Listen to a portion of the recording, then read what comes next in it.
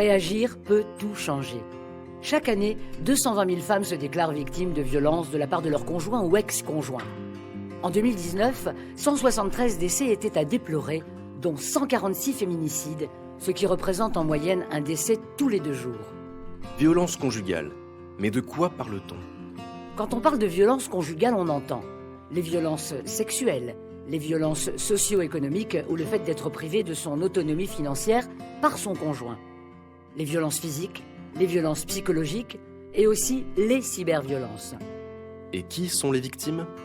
Les principales victimes de violences conjugales sont les femmes. Néanmoins, 28% des violences déclarées concernent les hommes. De plus, lorsque les relations sont dégradées au domicile, les enfants, eux aussi, sont en danger. Enfin, personne n'est à l'abri.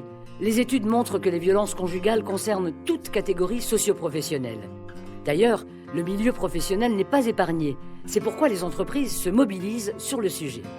Mais alors quels peuvent être les principaux signes à repérer?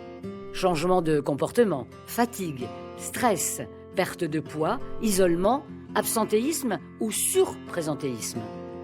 Réagir peut tout changer. Souvent, les victimes sont isolées et ignorent leurs droits et les dispositifs d'accompagnement. Lorsque vous pensez qu'une personne a besoin d'aide, dites-lui qu'elle n'est pas seule et que vous pouvez l'orienter vers des professionnels. Et si je suis concerné, que puis-je faire et qui peut m'accompagner dans l'entreprise?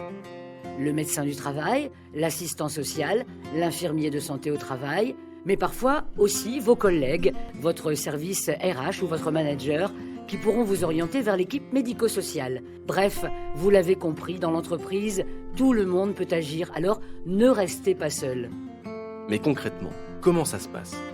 Que ce soit le médecin du travail, l'infirmier ou l'assistant social, le champ des possibles vous sera expliqué. Auprès de qui porter plainte? Quels droits puis-je mobiliser? Comment préparer mon départ et me mettre à l'abri? De plus, ces professionnels vous accompagneront et pourront assurer le lien auprès des autres acteurs à mobiliser selon vos besoins. Les associations de protection des victimes, la police, les structures d'accueil, les services d'accès aux droits. Pour ne pas rester seul face à cette situation et à tout moment, contactez le numéro national d'écoute, d'information et d'orientation des violences femmes info.